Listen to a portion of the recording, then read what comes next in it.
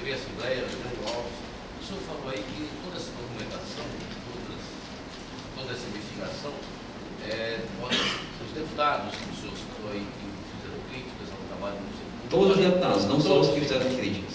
Todos eles fizeram. Todos. Não, estou dizendo que a documentação está franqueada a todos os deputados, e não só os que fizeram críticas. Então, para isso, os parlamentares vão ter que procurar o Ministério Público, o Ministério Público tem interesse em levar essa documentação. Veja bem, nós não temos, muito embora haja o respeito, a harmonia entre os poderes e as instituições, nós não somos, em hipótese nenhuma, submissos, nem devemos conta ao parlamento. Nós estamos fazendo isso por uma questão de cortesia, de lhaneza e, sobretudo, no intuito de deixar, de uma vez por todas, espancada qualquer dúvida sobre a existência ou não de provas. Na sexta-feira passada, havia sido intermediada uma reunião entre o Procurador-Geral de Justiça, Dr. Ricardo Machado, e o presidente da Assembleia, o deputado Zé Buquerque, em que alguns deputados iriam à comarca de Xeramobim ter acesso a essa documentação. E lá estivemos nós, eu, doutor Maurício, doutor Clássico, doutor Epaminondas, e infelizmente nenhum deputado lá apareceu. Aproveito a oportunidade e renovo mais uma vez o convite a todo e qualquer parlamentar que queira se fazer presente, pode ir ou ao Ministério Público de Xeramobim ou ao Judiciário ter acesso a todas as provas que diz respeito ao caso.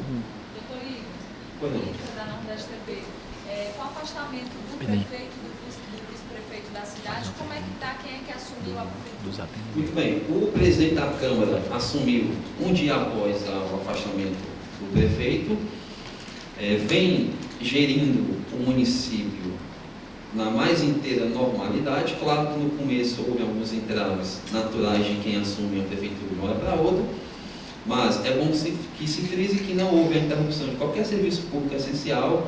Inclusive, ele foi autorizado judicialmente a realizar dispensa de licitação para garantir a continuidade de todos os serviços públicos essenciais, como transporte escolar, merenda escolar e coisas do gênero. O senhor sabe dizer se é situação ou oposição?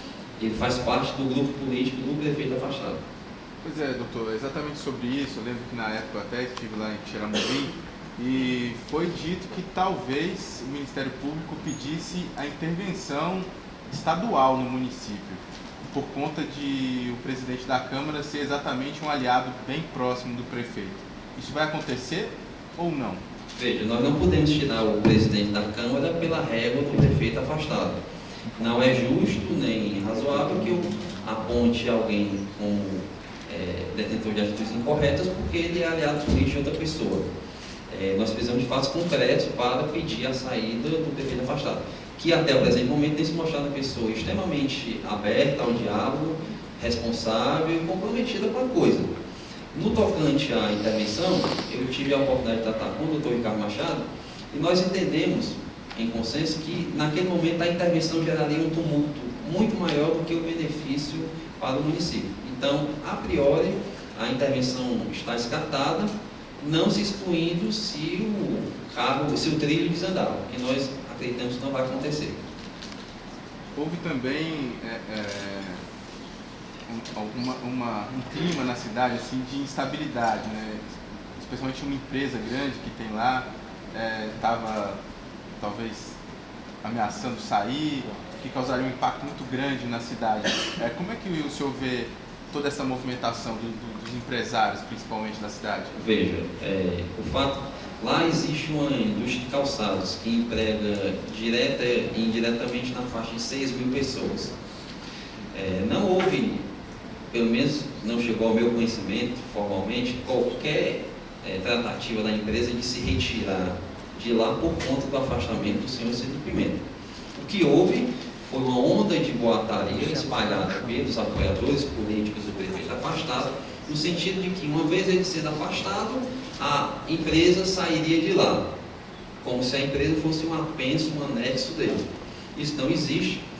Eu, inclusive, ontem mandei divulgar em toda a cidade, inclusive na porta da fábrica, uma nota de esclarecimento público dizendo que não há qualquer ação judicial ou qualquer procedimento administrativo tendente a retirar a fábrica de Xeramobim. Se a fábrica tenciona sair de Xeramobim, não se deve por qualquer injunção do Ministério Público, se deve por qualquer medida dela lá. E eu não sou a pessoa mais adequada a dizer se ela quer ou não sair de lá. O afastamento foi por 180 dias? 180 dias. E depois desse prazo, qual que é a previsão do andamento da investigação? Veja, como a investigação está correndo agora à espera do recebimento de documentos bancários, que é o sigilo bancário, fiscal, e uma vez recebida essa cotação, tudo vai ser analisado para que haja o oferecimento da ação de improbidade administrativa contra quem se entender que de fato praticou esse delito de improbidade. Haverá o oferecimento das denúncias criminais, ações penais, e a esperança é que nesse prazo de 180 dias ocorra a instrução processual. E de lá para cá haja a condenação ou a absolução para que se possa seguir regularmente a vida institucional do município. Esses processos podem levar à cassação do prefeito? Sem sombra de dúvidas. O valor relacionado seria da ordem de 6 milhões de reais. Veja, foi muito bom você perguntar isso.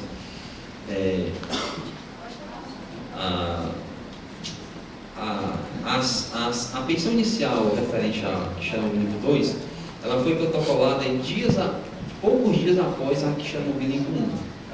Então, nós havíamos feito a análise de 30% do material apreendido, desses simulacros de licitação.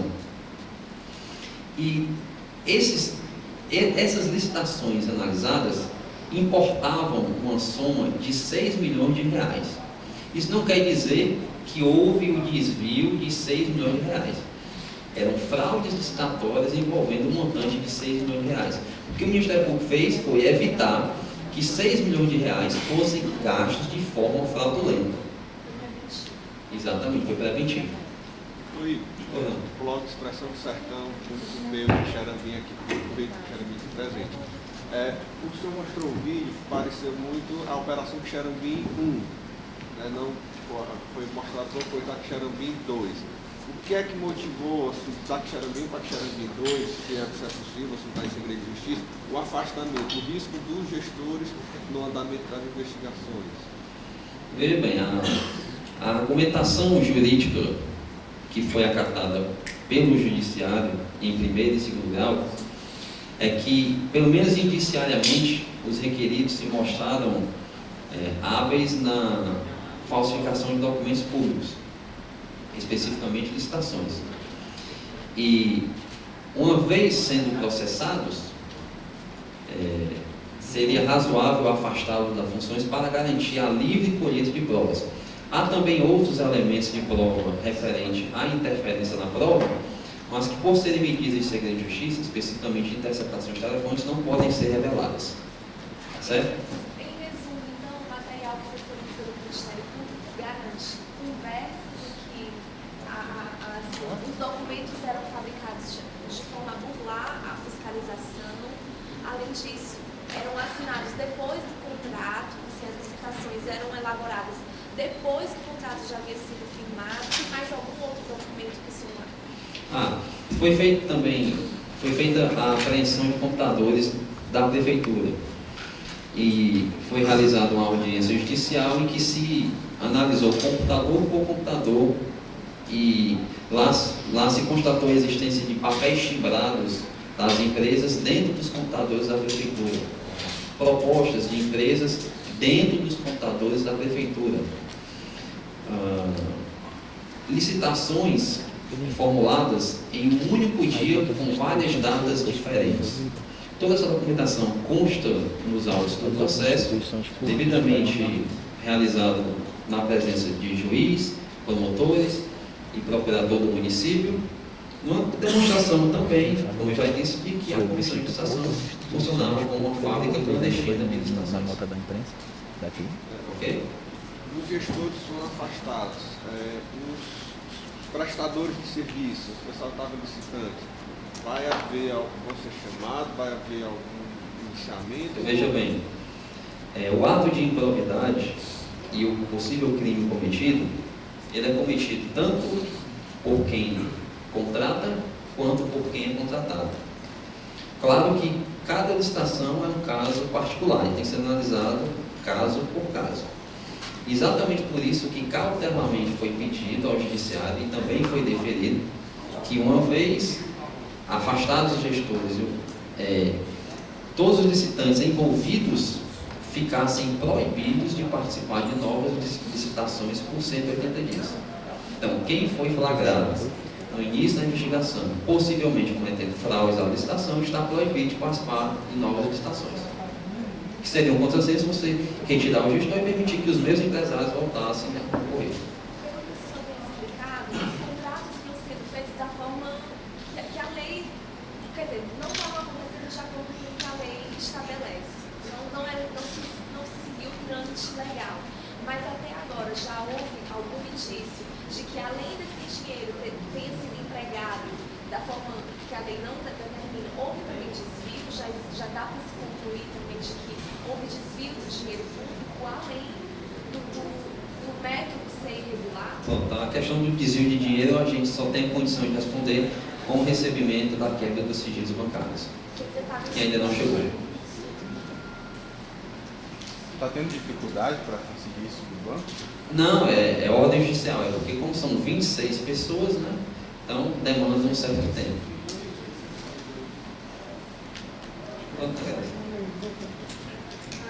Pessoal, só do outro lado, eu queria dar uma falinha pela associação, antes da gente fechar a antiga. Se alguém tiver alguma pergunta.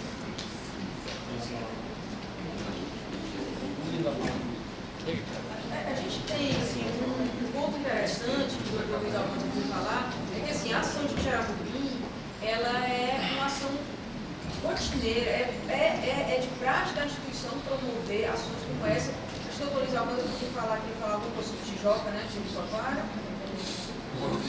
Tá, não foi, né?